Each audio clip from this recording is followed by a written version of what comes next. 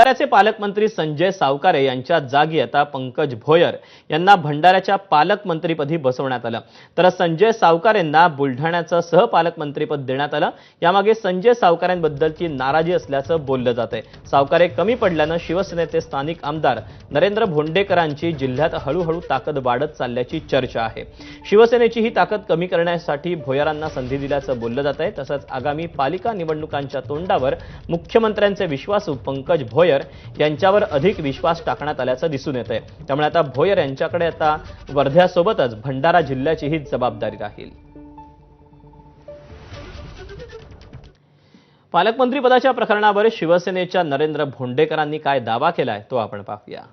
ते यांचे खूप सारे यांच्यावरती दबाव टाकण्यात आला, अडचण निर्माण करण्यात आला आणि त्याच्यामुळे ते आम्हाला निधी फार कमी द्यावं लागले। त्याच्यात तुम्ही बघा जनसुविधाचा निधी जो आम्हाला 40% मिळायचा, 35% मिळायचा, तो 20%वर आला। तो असं त्यांच्यावरती प्रेशर होतं खूप सारं।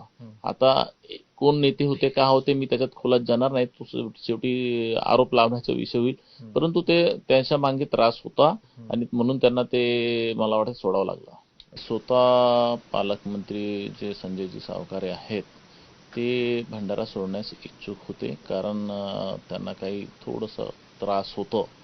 आता ते काय त्रास होतो मी काही त्याच्यात खोलात जाणार नाही।